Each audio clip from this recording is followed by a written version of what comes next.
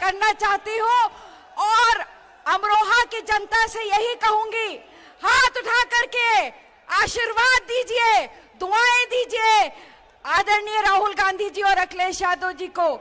जिस लड़ाई को, इस देश को बचाने की लड़ाई, संविधान को बचाने की लड़ाई का संकल्प लेकर के ये दोनों निकले हैं, इसको आपको पूरा करना है। आपकी ताकत इनके साथ खड़ी होगी। दोनों हाथ उठा करके तालियां बजा करके राहुल जी और अखिलेश जी का स्वागत कीजिए। बहुत बहुत धन्यवाद। जय हिंद। अब मैं दरख्वास्त करता हूं आप सबसे तालियां बजाकर अपने महबूब नेता का स्वागत करिए। मैं दरख्वास्त करता हूं इंडिया गठबंधन के प्रत्याशी भाई दानिश अली जी से, वो आके बुके भेंट करे माननीय हम सब के नेता राहुल गांधी जी, अखिलेश यादव जी को। अब मैं स्वागत के लिए कांग्रेस पार्टी के प्रदेश अध्यक्ष माननीय अजय राय जी से दरख्वास्त करता हूं, वो यहां पे आके हम सब के नेता राहुल गांधी जी, अखिलेश यादव जी का स्वागत करें।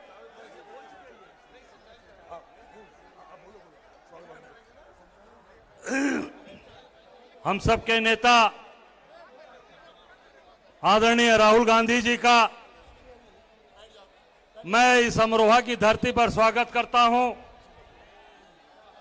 इंडिया गठबंधन के हमारे समाजवादी पार्टी के राष्ट्रीय अध्यक्ष आदरणीय अखिलेश यादव जी का इस अमरोहा की धरती पर उत्तर प्रदेश में स्वागत करता हूं। मंच पर उपस्थित हमारे दानिश अली जी जो यहाँ के प्रत्याशी हैं, निश्चित तौर से मजबूती के साथ आपकी बात लोकसभा में उठाते हैं, हम उनका भी स्वागत करते हैं। समाजवादी पार्टी के हमारे जो कार्यक्रम की अध्यक्षता कर रहे हैं, यहाँ आप सबके लोकप्रिय विधायक आदरणीय महबूब अली साहब का स्वागत करता हूँ। सभी मंच पर इंडिया गठबंधन के हमें सभी सबका स्वागत करता हूँ। अपने प्रभारी आदरणीय अविनाश पांडे जी का स्वागत करता हूँ। सभी साथियों का, हमारी बहनें, सबका स्वागत, अभिनंदन। और ये जो हुजूम सामने खड़ा है, निश्चित तौर से आज अपने नेताओं को सुनने आया है। हम सब लोग मिलकर इंडिया गठबंधन को मजबूत करें। और एक बात आपसे कहना चाहूंगा कि आप जो आपने संदेश दिया है, उत्तर प्रदेश की धरती से जो 8 जगह चुनाव हुए हैं, उस 8 जगह चुनाव का जो एक तरफा संदेश गया है कि उत्तर प्रदेश में इंडिया गठबंधन 8 सीट जीत रहा है, इसका संदेश पूरे प्रदेश और देश के अंदर गया है। और आने वाले समय में जो 26 तारीख को आप संदेश दोगे अमरोहा की धरती से, उसका संदेश भी पूरे देश और प्रदेश में जाएगा। जो ताकत आप यहां से देंगे, वो संदेश हमें ताकत देगा, बल देगा। और बनारस की धरती पर नरेंद्र मोदी चुनाव हारेगा, मैं आपको यह विश्वास दिलाता हूं। आप सब लोग ताकत दो, मजबूती दो। इन्हीं बातों के साथ अपने नेताओं का स्वागत करते अपनी बात समाप्त करता हूं। जय हिंद, जय कांग्रेस, जय इंडिया गठबंधन। साथियों, एक साथ नारा लगाएंगे जोर से, राहुल गांधी, अखिलेश यादव, इंडिया गठबंधन। अब मैं आप सबके बीच में इंडिया गठबंधन के प्रत्याशी हम सबके भाई नेता दानिश अली जी को निवेदन करता हूं कि आप सबके बीच में अपनी बात को रखें।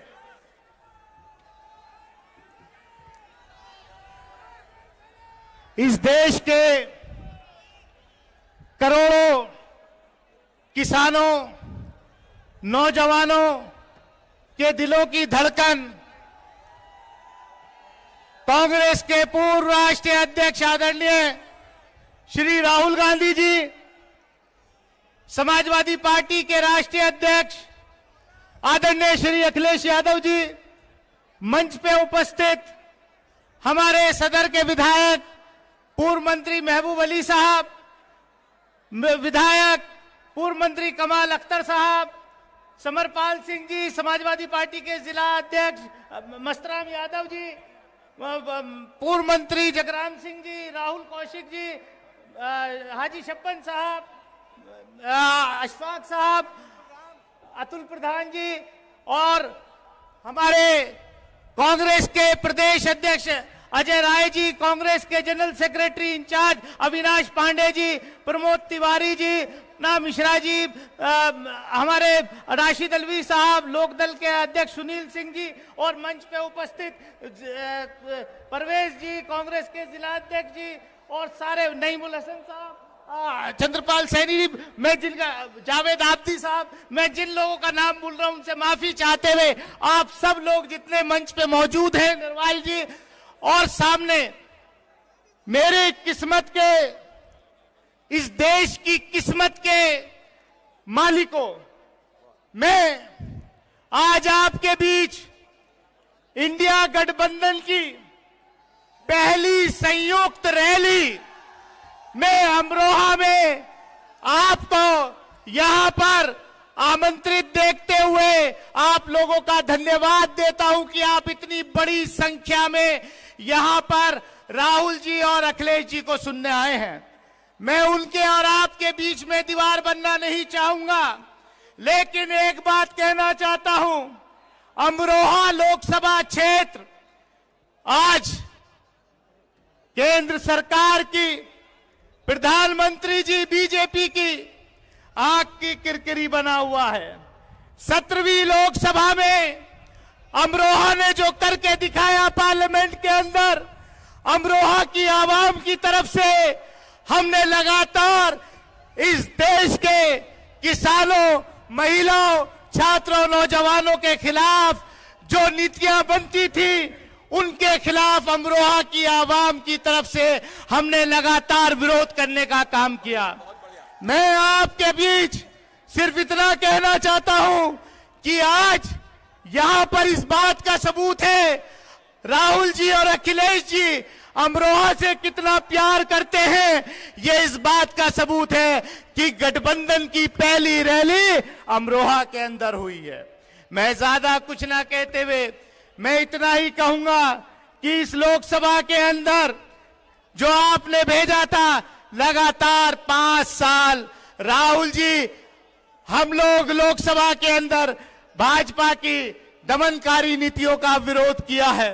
मैं शुक्रिया अदा करना चाहता हूं आदरणीय राहुल जी का कि उन्होंने मेरा हाथ नहीं पकड़ा, अमरोहा का हाथ पकड़ा है। मैं शुक्रिया अदा करना चाहता हूं अखिलेश जी का कि पिछली बार भी उन्होंने जो है साथ दिया, इस बार भी वो खुद चल करके हमें यहां जिताने के लिए, अमरोहा को जिताने के लिए यहां पर साथ आए हैं। मैं अपनी तरफ से सिर्फ इतना कहना चाहता हूं कि यहां पर मैं सिर्फ इतना कहना चाहता हूं, मैंने 5 साल लगातार आपकी सेवा की है, लेकिन अगर सेवा में कहीं कोई कमी रह गई हो तो उसके लिए मैं माफी चाहता हूं। और मुझे विश्वास है कि अमरोहा की आवाम, अमरोहा की जनता इंडिया गठबंधन को जिताएगी, मुझे भी माफ करेगी और इंडिया गठबंधन को जिताएगी और देश में इंडिया गठबंधन की सरकार बनाने का रास्ता साफ करेगी। मैं इसी उम्मीद के साथ कि अमरोहा एक बार फिर इतिहास रचेगा। पिछली बार जितने मार्जिन से आप लोगों ने अमरोहा को जिता करके भेजा था, दानिश अली कुछ नहीं है। दानिश अली को अमरोहा की आवाम ने प्यार दिया, इसलिए दानिश अली उस हौसले के साथ पार्लियामेंट के अंदर इस दमनकारी सरकार के खिलाफ लगातार संघर्ष करने का काम किया। और इसीलिए क्योंकि मैं दानिश अली ने संघर्ष किया उस दमनकारी सरकार के खिलाफ, इसलिए दानिश अली को पार्लियामेंट के अंदर गाली भी खानी पड़ी। और यही वजह है कि दानिश अली को हराने के लिए देश के प्रधानमंत्री से लेकर मुख्यमंत्री से लेकर पूरी भारतीय जनता पार्टी यहां पर पूरा घूंटा गाड़े हुए है। लेकिन उसके बावजूद आज ये जो सैलाब दिखाई दे रहा है, ये इस बात का सबूत है कि अमरोहा की जनता 2019 के वाला जो इतिहास है केवल उसको दोहराएगी नहीं, बल्कि उससे ज्यादा मार्जिन से यहां से जिता करके भेजेगी। मैं इन्हीं अल्फाजों के साथ, इसी उम्मीद के साथ कि आप आने वाली 26 तारीख को हाथ के पंजे के आगे वाले निशान के आगे वाला बटन दबाएंगे और केवल दानिश अली को ही नहीं जिताएंगे, राहुल गांधी जी के हाथ मजबूत करेंगे, अखिलेश यादव जी के हाथ मजबूत करेंगे और इंडिया गठबंधन की सरकार बनाने के लिए, इस देश के संविधान को बचाने के लिए, इस देश के लोकतंत्र को बचाने के लिए इंडिया गठबंधन की सरकार बनाएंगे। बहुत बहुत शुक्रिया। जय हिंद, जय भीम, जय भारत, खुदा हाफिज।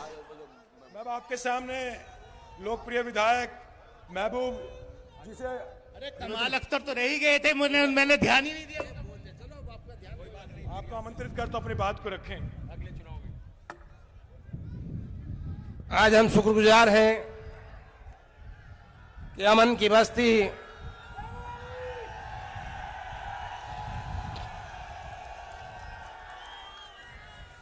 आज हम शुक्रगुजार हैं कि अमन की बस्ती, औलिया इकराम की बस्ती, बामन परस्तों की बस्ती, साहब साहब की बस्ती, वासुदेव जी की बस्ती, सांप्रदायिक सौहार्द की बस्ती में आज हमारे राष्ट्रीय अध्यक्ष, जिन्हें विकास पुरुष के नाम से जाना जाता है, जिन्होंने प्रदेश में सबसे पहला एक्सप्रेस दिया, जिन्होंने नौजवानों को रोजगार तथा हाथों में लैपटॉप दिया, महिलाओं की सुरक्षा की गारंटी के साथ साथ 10-90 दिया, जिन्होंने बेटियों की स्वावलंबी बनाने के लिए पढ़ो बेटियां बढ़ो बेटी हमारी बेटी उसका कल कन्या विद्याधन दिया, जिन्होंने 50 लाख से ज्यादा गरीब महिलाओं को पेंशन दिया, जिन्होंने ये स्टेडियम दिया जिसमें आज हम खड़े हैं, जो धरती पुत्र मुलायम सिंह यादव जी के पुत्र के नाम से जाने जाते हैं। आज हम उनका दिल की गहराइयों से अमरोहा की सरजमी पर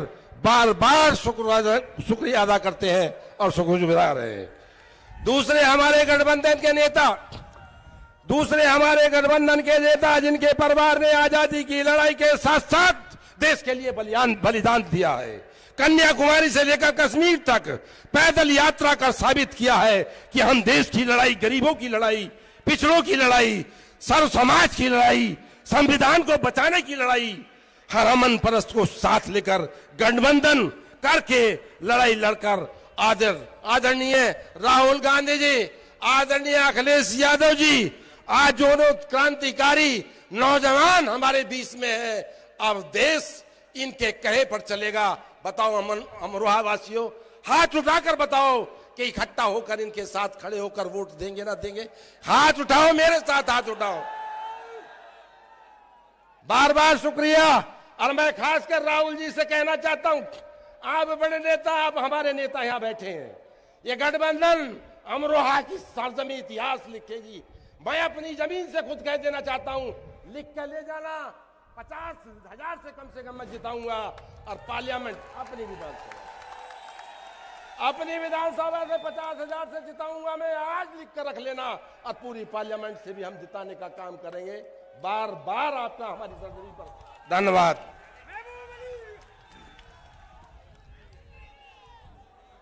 अब मैं गुजारिश कर रहा हूं एक ऐसी शख्सियत कि जिसको पूरे उत्तर प्रदेश के नौजवान अपनी तरक्की, अपनी उम्मीद जिसके चेहरे में देखते हैं, जिसने अपने माथे की पसीने की बूंदों से उत्तर प्रदेश की सरजमीन पर समाजवादी की दास्तान लिखी, जिसने माननीय मुलायम सिंह यादव की गोद में पलकर गरीबों को देखा और सारी जिंदगी गरीबों की गरीबी मिटाने का काम किया। और दोस्तों, यही वजह है कि आज जब उनके हाथ में बागडोर आई और उस बागडोर आने के बाद नौजवान के हाथों से हथौड़ा छीन के लैपटॉप देने का काम किया। मैं गुजारिश कर रहा हूं ऐसे समाजवादी पार्टी के आकाश पे चमकते हुए सूरज श्री अखिलेश यादव जी के वो आए और इसका इस्तकबाल करें।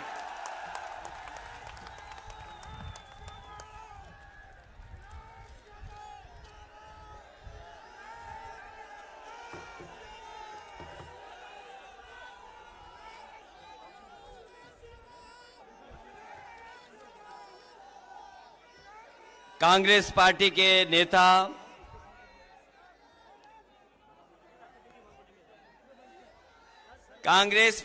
नेता राहुल गांधी जी, मंच पर उपस्थित समाजवादी पार्टी इंडिया गठबंधन के प्रत्याशी सांसद दानिश अली जी, मंच पर उपस्थित जिनकी अध्यक्षता में ये कार्यक्रम हो रहा है, यहां के लोकप्रिय विधायक पूर्व मंत्री महबूब अली साहब, कांग्रेस पार्टी के प्रदेश के अध्यक्ष अजय राय जी, समाजवादी पार्टी के विधायक पूर्व मंत्री कमाल अख्तर जी, विधायक समरपाल सिंह जी, संचालन कर रहे जावेद आबदी जी, पार्टी के जिला अध्यक्ष मस्तराम यादव जी, कांग्रेस पार्टी के वरिष्ठ नेता राज्यसभा में सांसद प्रमोद तिवारी जी, मोना तिवारी जी विधायक, और यहां पर उपस्थित दोनों दलों के सभी हमारे नेता और इस चुनावी जनसभा में उपस्थित हमारे सभी आदरणीय बुजुर्ग, माताएं, बहनें, नौजवान साथी, पत्रकार बंधुओं, मैं सबसे पहले इस चुनावी जनसभा में उपस्थित हमारे गठबंधन के सभी साथियों को बहुत बहुत धन्यवाद और बधाई देना चाहता हूं। ये चुनाव 2024 का चुनाव और इस जगह पर दिखाई दे रहा है कि ऐतिहासिक वोटों से दानिश अली जीत करके जा रहे हैं। इधर पहले चरण का चुनाव हमने, आपने, सबने देखा और मैंने हर कार्यक्रम में, हर सभा में ये कहा कि इस बार पश्चिम की हवा जो चलेगी वो भारतीय जनता पार्टी का न केवल उत्तर प्रदेश बल्कि देश में सफाया करेगी। और कल ही जनता ने भारतीय जनता पार्टी को पहले चरण में ही पलट दिया। जो लोग कहते थे कि उनकी फिल्म चल नहीं रही है, मैं उन्हें बताना चाहता हूं, पहले दिन ही पहला शो भारतीय जनता पार्टी का फ्लॉप रहा।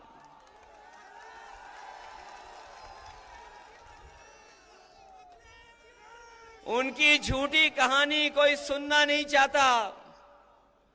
उनके घिसे पिटे डायलॉग अब जनता के बीच में चल नहीं रहे। उनकी सब खिड़कियां खाली हैं, कोई उत्साह नहीं दिखाई दे रहा है। यूपी वाले जब स्वागत करते हैं तो अच्छा स्वागत करते हैं, लेकिन जब विदाई करते हैं तो ढोल नगाड़े से विदाई करते हैं। इस बार तो अमरोहा की ढोलक बज करके भारतीय जनता पार्टी की विदाई होने जा रही है। जो कभी जुमले लेकर के आए थे, जिन्होंने कहा किसान की आय दोगुनी हो जाएगी, आज 10 साल हो गए, बताओ किसी किसान की आय दोगुनी हो गई हो? कोई हमारा बुनकर भाई खुशहाल हो गया हो? हमारे नौजवानों को कहा कि नौकरी देंगे हर साल 2 करोड़। बताओ बेरोजगारी इस तरीके से फैली है और सरकार जानबूझ करके बेरोजगार रखना चाहती है। अभी जितनी भी सरकार में परीक्षाएं हुई हैं, सब पेपर लीक हो गए।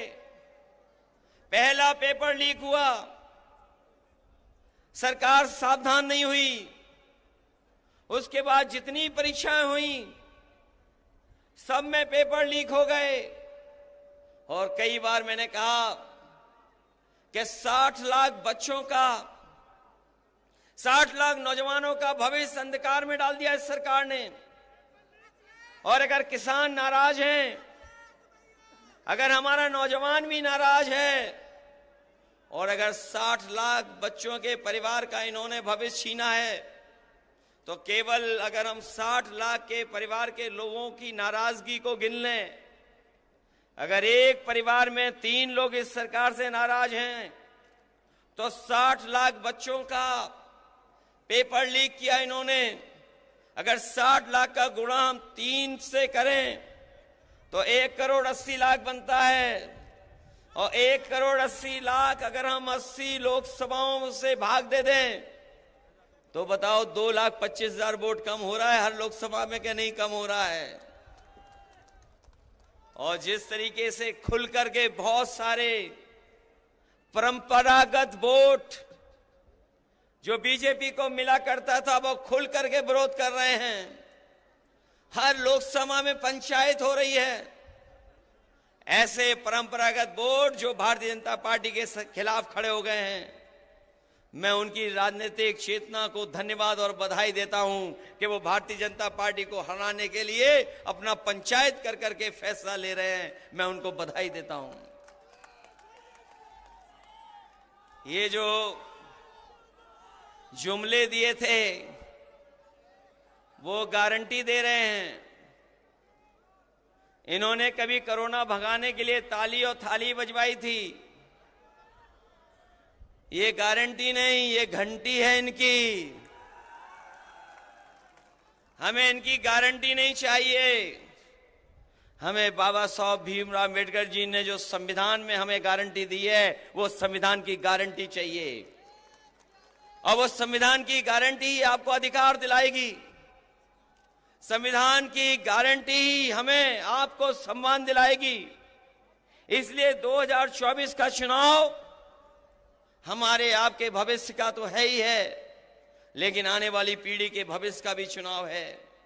इसलिए आने वाली पीढ़ी के भविष्य के लिए और बाबा साहब भीमराव अम्बेडकर जी का संविधान बचाने के लिए और अपने वोट के एक अधिकार को बचाने के लिए आप लोग सब मिलकर के दानिश अली को जिताने का काम करना, इनकी मदद करने का काम करना। बताओ, मदद करेंगे आप लोग? दानिश अली जी को मदद कर करके लोकसभा में भेजोगे? हमारे विधायक ये कह रहे थे, महबूब अली जी ने बहुत काम किया है, सड़कें बनवाई, पुल बनवाए, फ्लाईओवर बनवाए, एम्बुलेंस चलवाई, पुलिस के लिए गाड़ी चलवाई, सरकार में बहुत काम हुए हैं, सड़कें बनी और ये स्टेडियम भी बना। काम में कोई मुकाबला नहीं है। लेकिन अगर यहाँ के लोग ठान लेंगे तो पहले बहुत वोटों से जिताया था, बहुत वोटों से जिताया था। यही विधानसभा अगर मन बना लेगी तो 1 लाख वोट से जिता करके भेजेगी। हमारे मंत्री जी थोड़ी कंजूसी करते हैं, इन्हें कंजूसी छोड़ देनी चाहिए। इसलिए साथियों, हम आपसे विशेष समय पर अपील करने आए हैं। ये गठबंधन जो बना है, यहां एक एक बैठे नौजवान बुजुर्ग चाहते थे गठबंधन बने। कोई कहता था खुल करके, कोई दिली दिल सोचता था कि गठबंधन हो जाए। आप मनी मन सोचते थे कि गठबंधन हो जाए। हम लोगों ने बड़े मन से गठबंधन किया है। इसलिए मैं अपने सभी साथियों से कह रहा हूं कि गठबंधन का प्रत्याशी ऐतिहासिक वोट से जीत करके जाए। जो सवाल महंगाई का है, बेरोजगारी का है, वो आपके सामने है, और बहुत सारी तकलीफ परेशानियां हैं। उत्तर प्रदेश और दिल्ली की सरकार ने मिलकर के उत्तर प्रदेश के साथ भेदभाव किया है, और इस भेदभाव को मिटाने के लिए और अपने मान सम्मान के लिए और संविधान बचाने के लिए आप लोग वोट कर देना। और दानिश अली जी को, जो कांग्रेस के प्रत्याशी हैं, इनके चुनाव चिन्ह हाथ पर एक एक वोट दे करके इन्हें लोकसभा में भेज देना।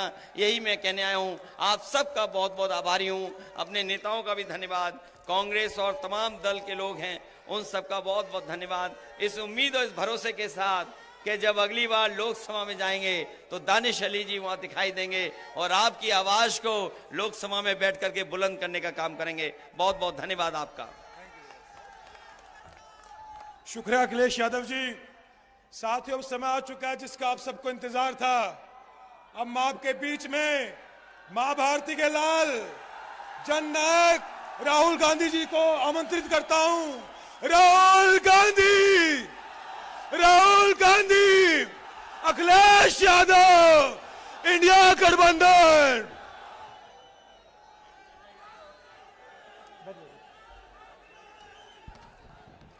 अखिलेश यादव जी, अविनाश पांडे जी, अजय राय जी, महबूब अली जी, प्रमोद तिवारी जी, कमल अख्तर जी, आराधना मिश्रा जी, जावेद अब्दी जी, समरपाल सिंह जी, राशिद अलवी जी, हमारे कैंडिडेट दानिश अली जी, स्टेज पे सीनियर नेता, गठबंधन के प्यारे कार्यकर्ता, भाइयों और बहनों, प्रेस के हमारे मित्रों, आप सबका यहां बहुत बहुत स्वागत, नमस्कार। बैठ जाइए।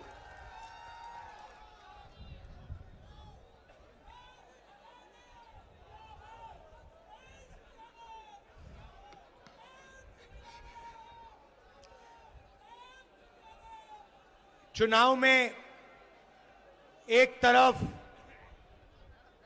इंडिया गठबंधन और दूसरी तरफ बीजेपी और आरएसएस, ये विचारधारा की लड़ाई है। और पहली बार इंडिया गठबंधन संविधान और लोकतंत्र की रक्षा कर रहा है और बीजेपी आरएसएस के लोग संविधान को और लोकतंत्र को खत्म करने में लगे हुए हैं। आपने सुना होगा बीजेपी के नेताओं ने कहा कि अगर हम चुनाव जीत गए तो संविधान को हम बदल देंगे। सबसे पहले मैं इनसे कहना चाहता हूं, दुनिया में ऐसी कोई शक्ति नहीं है जो हिंदुस्तान के संविधान को बदल सके।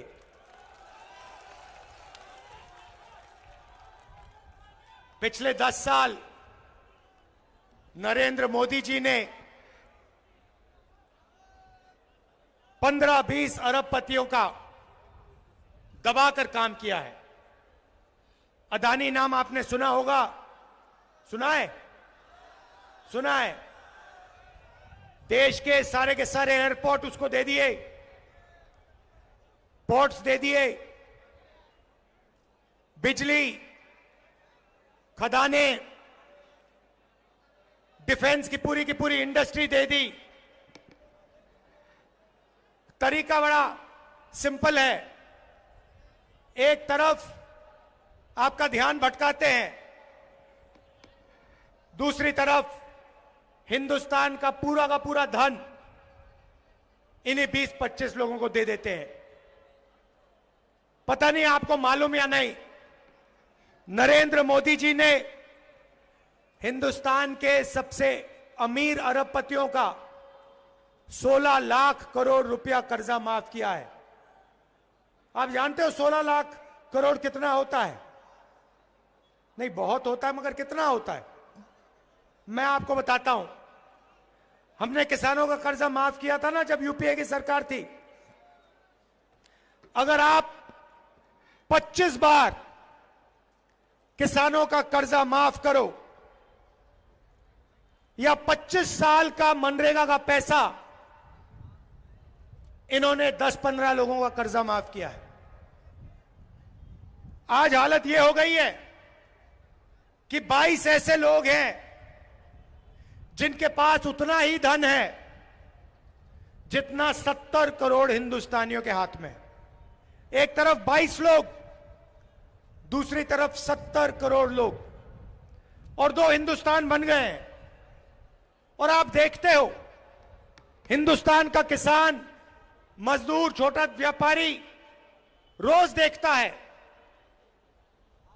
20-25 अरबपति हैं, जो भी सपना देखना चाहते हैं पूरा कर देते हैं। हवाई जहाज में उड़ते हैं, करोड़ों रुपए की गाड़ियों में घूमते हैं, और बैंक का पूरा पैसा नरेंद्र मोदी जी ने इन लोगों को दिया है। पैसा कहां से आता है? जीएसटी से आता है। आपका पैसा है। आप अगर शर्ट खरीदते हो 500 रुपए की, जितनी जीएसटी आप देते हो उतनी जीएसटी अदानी देता है। आपकी आमदनी हजारों में, उसकी आमदनी हजारों करोड़ों में, मगर जितनी जीएसटी आप देते हो उतनी जीएसटी वो देता है। यह हिंदुस्तान की सच्चाई है। और ये 20-25 बड़े अरबपति चाइना का माल हिंदुस्तान में बेचते हैं। नरेंद्र मोदी एक तरफ मेक इन इंडिया कहता है और दूसरी तरफ जो लोग मेक इन इंडिया कर सकते हैं, छोटे व्यापारी, छोटे बिजनेस वाले, कारीगर, उनके लिए वो नोटबंदी और जीएसटी कर देता है और उनको खत्म कर देता है। उसको कोई मेक इन इंडिया नहीं चाहिए, उसे सिर्फ मेक इन चाइना चाहिए, क्योंकि वो चाहता है कि चाइना का माल हिंदुस्तान में बिके और अरबपतियों का उसका फायदा हो। अब आप मुझसे सवाल पूछोगे, इंडिया गठबंधन क्या करेगा? मैंने आपको बोला, एक तरफ 22 लोग, दूसरी तरफ 70 करोड़ लोग। और आप मुझसे पूछोगे, ठीक है, आपने हमें बता दिया कमी कहां है, मगर कांग्रेस पार्टी और इंडिया गठबंधन क्या करने जा रही है? बेरोजगारी के बारे में क्या करने जा रही है? गरीबी के बारे में क्या करने जा रही है? किसानों की मदद कैसे करेगी? ये आपके दिल में सवाल है। तो आज मैं आपको ये इन सवालों के जवाब देने आया हूं और हम साफ बता देते हैं। और मैं आपको आज 3-4 चीजें कहने आया हूं। सबसे पहले, गरीबी। नरेंद्र मोदी जी ने लाखों करोड़ रुपए अरबपतियों को दिए। मैं आपको बता रहा हूं, इंडिया गठबंधन जितना पैसा उन्होंने अरबपतियों को दिया है, उतना पैसा हम हिंदुस्तान के गरीबों को देने जा रहे हैं। अच्छा लगे ना लगे, हम ये काम करने वाले हैं। मीडिया वाले कहेंगे कि देखो, अगर किसानों का कर्जा माफ होगा तो किसानों की आदत खराब होगी। कहते थे मनरेगा में मजदूरों की आदत खराब होती है, मगर यह कभी नहीं कहते कि जब नरेंद्र मोदी ने 16 लाख करोड़ रुपए अरबपतियों का कर्जा माफ किया तो उनकी आदत खराब होती है। यह कभी नहीं कहते। तो मैं सिर्फ एक बात कह रहा हूं, अगर उनका कर्जा माफ होगा तो किसानों का भी होगा। अगर उनको पैसा मिलेगा तो मजदूरों को, किसानों को, बेरोजगार युवाओं को भी मिलेगा। तो हमारा पहला कदम, जिसे हम महालक्ष्मी योजना कहते हैं, क्रांतिकारी काम है। दुनिया की किसी भी सरकार ने यह काम नहीं किया आज तक। किसी भी देश की सरकार ने जो हम करने जा रहे हैं यह सोचा भी नहीं है। और मैं आपको बता रहा हूं, जैसे ही हमने यह काम किया, बाकी देशों की सरकार लाइन लगा देंगी और सारी की सारी एक के बाद एक यही क्रांतिकारी काम करना शुरू कर देंगी। लिख के ले लो। तो महालक्ष्मी योजना क्या है? हिंदुस्तान के सारे गरीब परिवारों की हम लिस्ट बनाएंगे। उसमें से आपके भी नाम होंगे। सारे परिवारों की लिस्ट बनेगी और हर गरीब परिवार में हम एक महिला को चुनेंगे। हर गरीब परिवार में से एक महिला को चुनेंगे और फिर हर साल उसके बैंक अकाउंट में कांग्रेस पार्टी 1 लाख रुपया सीधा डाल देगी। 8,500 रुपए महीने के, 1 लाख रुपए साल के, इंडिया गठबंधन ठगाठक ठगाठक ठगाठक ठगाठक हर महीने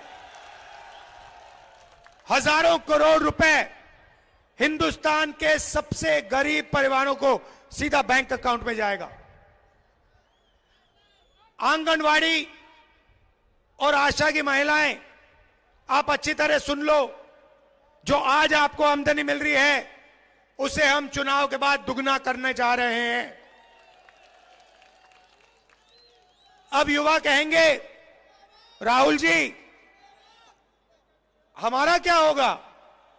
नरेंद्र मोदी, देखो नरेंद्र मोदी जी ने हमें झूठ बोला, 2 करोड़ रोजगार की बात की, 15 लाख रुपए बैंक अकाउंट में डालने की बात की, मगर सीधा हमारे मुंह पे नरेंद्र मोदी ने झूठ बोला। तो मैं आपको 2-3 चीजें कहना चाहता हूं। सबसे पहले हमने चेक किया, हिंदुस्तान की सरकार में 30 लाख खाली पोस्ट पड़ी हुई हैं। सबसे पहला काम, ये जो 30 लाख सरकारी नौकरियां हैं हम आपके हवाले कर देंगे। दूसरा काम, पहले हिंदुस्तान के युवाओं को सेना में रोजगार मिलता था, पेंशन मिलती थी, अगर कुछ होता, शहीद होते तो शहीद का दर्जा मिलता था, कैंटीन मिलती थी। नरेंद्र मोदी जी ने वो सब बंद कर दिया, 2 तरीके के शहीद बना दिए। एक जो नॉर्मल जवान है और दूसरा जिसको आज हम अग्निवीर कहते हैं। शहीद होंगे तो अग्निवीर को शहीद का दर्जा नहीं मिलेगा, उसको कैंटीन नहीं मिलेगी, उसको पेंशन नहीं मिलेगी, उसको ट्रेनिंग 6 महीने की मिलेगी। चाइना का जवान 5 साल ट्रेनिंग करके आएगा और हमारा अग्निवीर 6 महीने की ट्रेनिंग लेकर उसके सामने खड़ा हो जाएगा। नतीजा आपको मालूम है। ये जो अग्निवीर योजना है, हमारी सरकार बनेगी, इसको हम रद्द कर देंगे, उठा के फाड़ के फेंक देंगे। और जैसे पहले होता था, पेंशन मिलेगी, शहीद का दर्जा मिलेगा, कैंटीन मिलेगी। देखिए, ये अग्निवीर योजना सेना नहीं चाहती, ये प्रधानमंत्री का निर्णय है, पीएम ऑफिस ने ये योजना बनाई है। सेना को ये नहीं चाहिए और हम इसको रद्द करने जा रहे हैं। पेपर लीक की बात आप जानते हो, आपको सालों काम करना पड़ता है, पढ़ाई करनी पड़ती है, पेपर के दिन आपको पता लगता है कि पैसा देकर बेईमानों ने पेपर लीक करवा दिया और आप देखते रह गए। हम एक कानून लाएंगे, जिसने भी ये पेपर लीक का काम किया उसे कड़ी से कड़ी सजा मिलेगी। और ये जो आजकल फैशन बना रखा है कि प्राइवेट कंपनियां पेपर चेक करवा रही हैं, इसको हम बंद करवा देंगे। अब मैंने आपको महालक्ष्मी योजना के बारे में बोला, क्रांतिकारी योजना है। अब मैं आपको युवाओं के लिए एक क्रांतिकारी योजना के बारे में बताना चाह रहा हूं। आप जानते हो, अरबपतियों के बेटे, बड़े बड़े बिजनेसमैन के बेटे जॉब मार्केट में जाने से पहले अप्रेंटिसशिप करते हैं। 6 महीने की उनको नौकरी मिलती है, बड़ी सी बड़ी कंपनी में जाते हैं, ट्रेनिंग मिलती है, बैंक में पैसा आता है और फिर वो परमानेंट जॉब में जाते हैं। मगर ये सुविधा हिंदुस्तान के बेरोजगार युवाओं को कभी नहीं मिली। बड़े बड़े अरबपति अपने बेटे को अपनी कंपनी में अप्रेंटिसशिप करवाते हैं, मगर हमारे युवा भड़कते रहते हैं, सड़क पे घूमते रहते हैं।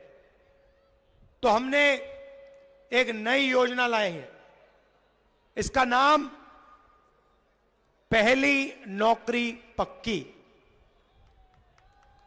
पहली नौकरी पक्की।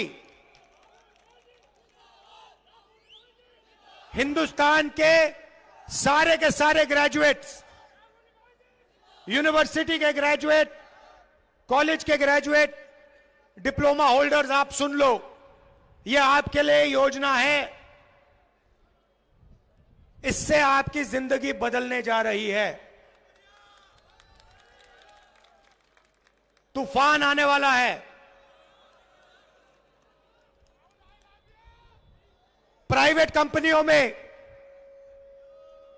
हिंदुस्तान के पब्लिक सेक्टर में और सरकारी ऑफिसेज में हम हिंदुस्तान के ग्रेजुएट्स को अप्रेंटिसशिप का अधिकार देने जा रहे हैं।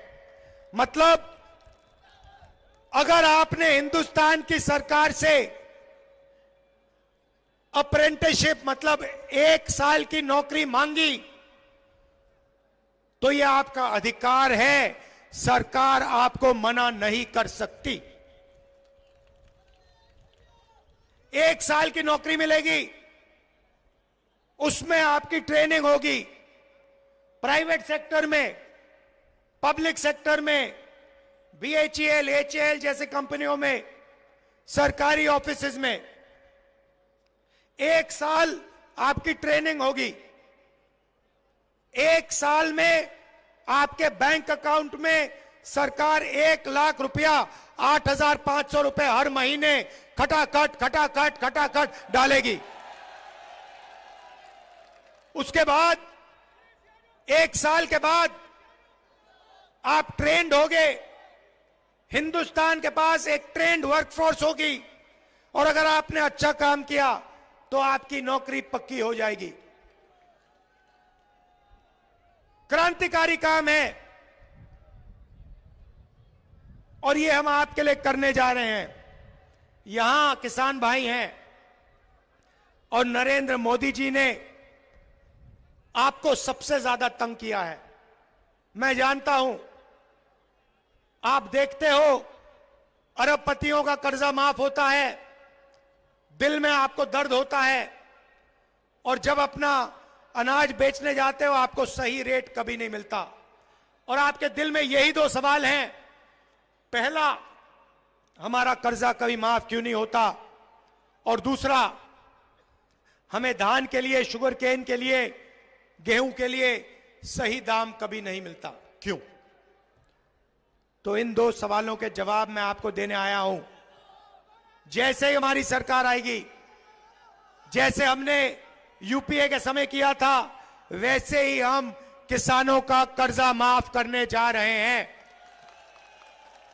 और सिर्फ एक बार नहीं भाई, हम किसानों का एक कमीशन बैठाएंगे और जब भी किसानों को कर्जा माफी की जरूरत होगी वो कमीशन किसानों का कर्जा माफ करेगा। और दूसरा काम, ऐतिहासिक और क्रांतिकारी काम, पहली बार हिंदुस्तान में किसानों को कानूनी मिनिमम सपोर्ट प्राइस MSP दी जा रही है। सारे के सारे किसानों को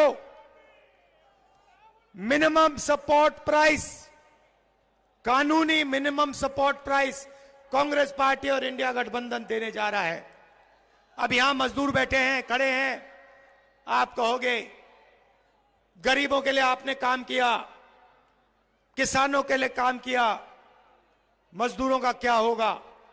सबसे पहले महालक्ष्मी योजना में आपका फायदा होगा। आपके बैंक अकाउंट में हर साल 1 लाख रुपया आएगा। मगर हम बात वहां नहीं रोकेंगे।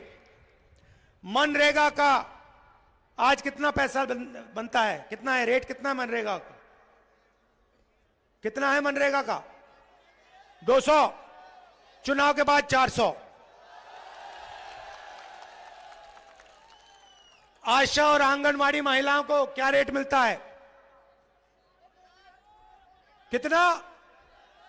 उसे डबल कर दो, दुगना कर दो उसे। तो 2 चीजें आपसे कहना चाहता हूं। सबसे पहले संविधान की रक्षा, और दूसरी चीज, जितना पैसा नरेंद्र मोदी जी ने अरबपतियों को दिया है, उतना पैसा इंडिया गठबंधन की सरकार, कांग्रेस पार्टी की सरकार गरीबों को, किसानों को, मजदूरों को देने जा रही है। कर लो जो करना है, हमें कोई फर्क नहीं पड़ता। आपने देखा होगा, ये मीडिया वाले यहां बैठे हुए हैं, भाई और बहनों, मीडिया वाले कभी किसान की बात करते हैं, मजदूर की बात करते हैं, गरीबों की बात करते हैं? ना। मैं आपको बताता हूं क्यों नहीं। मैंने आंकड़े निकाले, भाई और बहनों, हिंदुस्तान में पिछड़े वर्ग के कितने लोग? सन्नाटा छा गया, किसी को नहीं मालूम। कितने लोग हैं पिछड़े वर्ग के हिंदुस्तान में? किसी को नहीं मालूम। देखा ना, यही प्रॉब्लम है। आपको अपनी शक्ति नहीं मालूम। दलित कितने? देखो, शक्ति नहीं मालूम। आदिवासी कितने? किसी को नहीं मालूम। यही प्रॉब्लम है। मैं बताता हूं। सबसे पहले आदिवासी 8%, दलित 15%, और आज तक पिछड़ों के बारे में कोई नहीं जानता।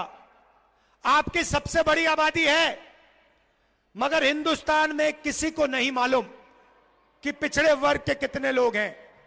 अगर मैं अखिलेश जी से पूछूं, वो भी आपको नहीं बता पाएंगे कि आज हिंदुस्तान में पिछड़े वर्ग के कितने लोग हैं। सबसे ज्यादा हैं, मगर बता नहीं पाएंगे, क्योंकि हिंदुस्तान की सरकार यह आंकड़ा हिंदुस्तान की जनता को नहीं देना चाहती है। यह है जादू। भाई और बहनों, मीडिया के मालिकों की लिस्ट निकाली मैंने, मीडिया की बड़ी बड़ी कंपनियों की लिस्ट निकाली, ये जो एंकर्स है ना हिंदुस्तान में, इनकी लिस्ट निकाली, बड़े बड़े पत्रकारों की लिस्ट निकाली। भाई और बहनों, इनमें एक पिछड़ा नहीं मिला मुझे। एक पिछड़ा नहीं है इनमें, एक दलित नहीं है, एक आदिवासी नहीं है, एक गरीब जनरल कास्ट का नहीं है, एक माइनॉरिटी का नहीं है। मतलब 90% हिंदुस्तान मीडिया में है ही नहीं। कैसे आपकी बात लिखेंगे ये? अब आप कहोगे, मुझे कहोगे राहुल जी, पता नहीं, आप कहोगे राहुल जी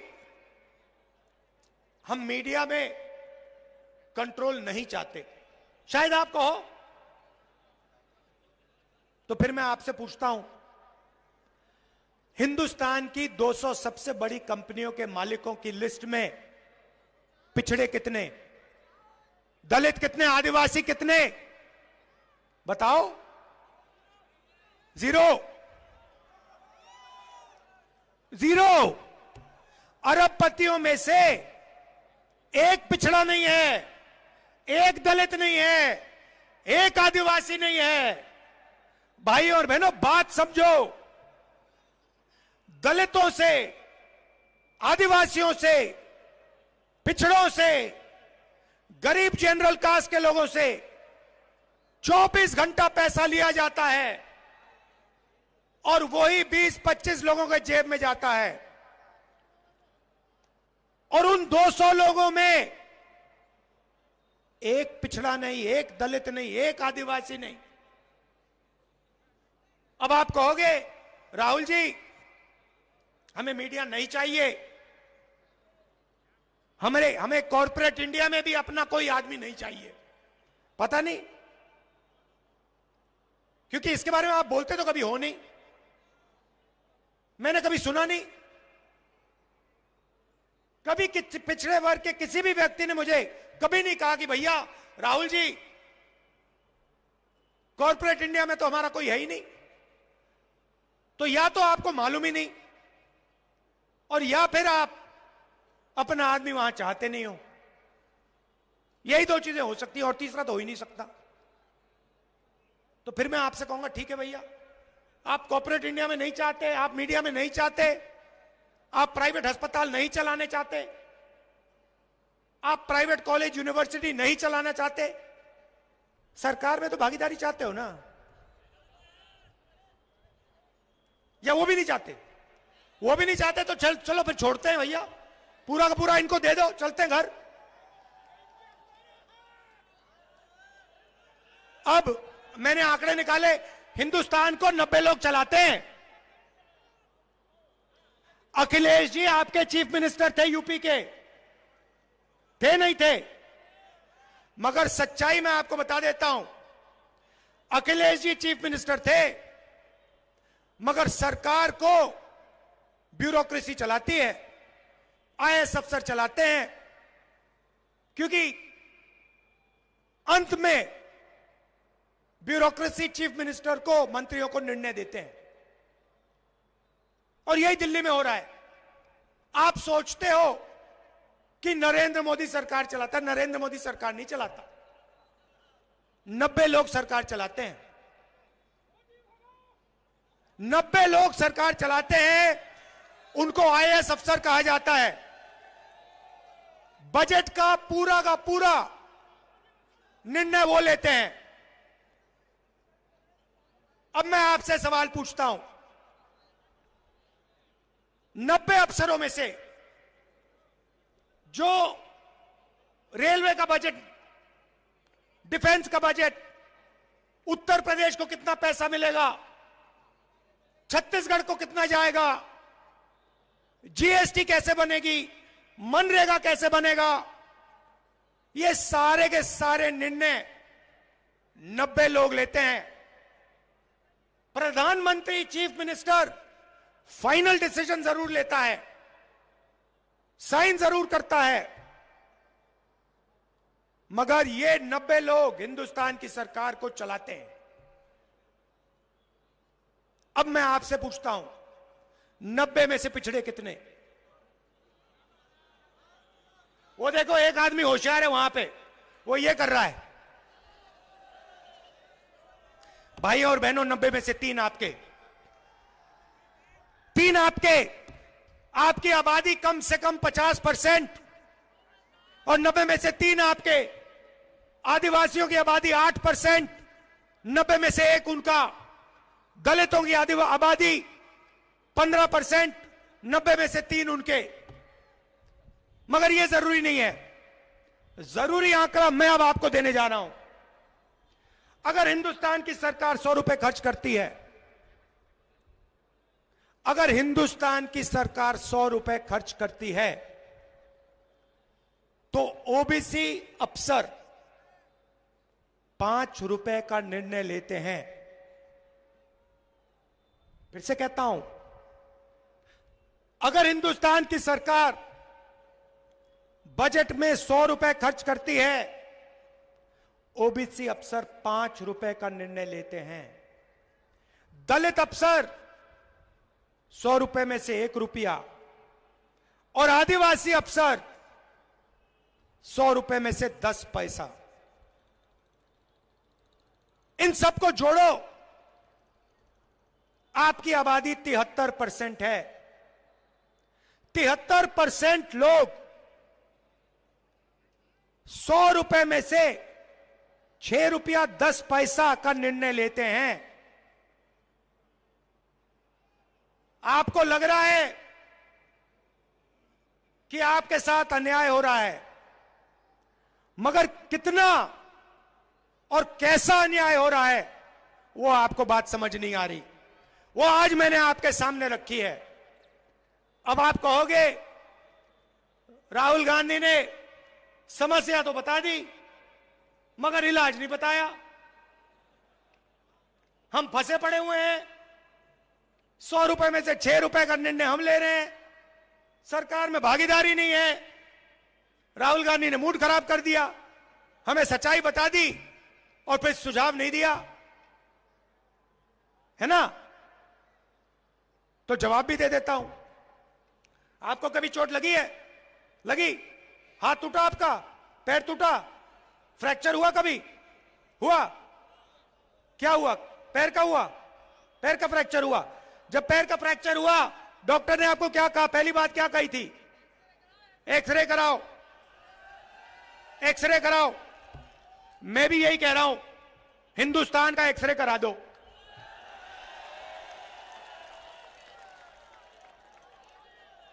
हिंदुस्तान का एक्सरे करा दो और पता लगा दो कि हिंदुस्तान की संस्थाओं में, सरकार में, बड़ी बड़ी कंपनियों में, प्राइवेट अस्पतालों में, प्राइवेट कॉलेज यूनिवर्सिटी में हिंदुस्तान की 90% आबादी में से कितने लोग हैं? जाति जनगणना भाइयों और बहनों, जाति जनगणना, हिंदुस्तान का एक्सरे। सरकार आएगी, हम जाति जनगणना का काम शुरू कर देंगे। जाति जनगणना से हिंदुस्तान के सब लोगों को पता लग जाएगा आप कितने हो और आपकी हिंदुस्तान में कितनी भागीदारी है। दूध का दूध, पानी का पानी हो जाएगा। अब इससे किसी को इतराज तो नहीं होना चाहिए? नहीं, किसी को इतराज नहीं होना चाहिए, क्योंकि हम सिर्फ ये कह रहे हैं कि भैया चोट लग रही है लोगों को, किसानों को, मजदूरों को, एक्सरे करा लो। एक्सरे से दर्द तो नहीं होता ना? एक्सरे से कोई डरता तो नहीं है ना? एक्सरे ऑपरेशन थोड़ी है। एक्सरे तो मतलब कुछ नहीं होता। तो जब मैंने कहा कि भैया देश का एक्सरे कराओ, नरेंद्र मोदी कहता है बिल्कुल नहीं। बीजेपी के लोग कहते हैं एक्सरे तो नहीं होगा। कैसे नहीं होगा? 100% होगा, क्योंकि देश की जनता को मालूम होना चाहिए कि 90% की कितनी भागीदारी है। आप देख लेना, मैंने यहां भाषण दिया, अखिलेश जी ने यहां भाषण दिया, आप देख लेना, नरेंद्र मोदी का चेहरा आपको टीवी पे 15-20 घंटे दिखेगा। मगर जो हमने यहां क्रांतिकारी बातें कही हैं, वो आपको मीडिया नहीं दिखाएगा। पूरा देश जानता है, ये आपके हैं ही नहीं। अच्छा, इनकी बात नहीं कर रहा हूं, ये बेचारे, इनकी बात, इनकी गलती नहीं है, इनको ऊपर से ऑर्डर आता है, इनको सैलरी लेनी है, बच्चे पालने हैं, इनकी गलती नहीं है। इनके जो सीनियर लोग हैं उनकी गलती है। देखो मुस्कुरा रहे हैं लोग। तो ये मैं आपसे कहने आया था, इंडिया गठबंधन की जीत होने जा रही है। और मैं आपको बता रहा हूं, जिस दिन जाति जनगणना हो गया इस देश में, उस दिन देश बदल जाएगा। क्रांतिकारी काम है, ऐतिहासिक काम है, और इसको इंडिया गठबंधन करने जा रहा है। आप सबका दिल से धन्यवाद, नमस्कार, जय हिंद। अखिलेश जी और जो सीनियर नेता यहां आए हैं, आप सबका बहुत बहुत धन्यवाद, नमस्कार, जय हिंद।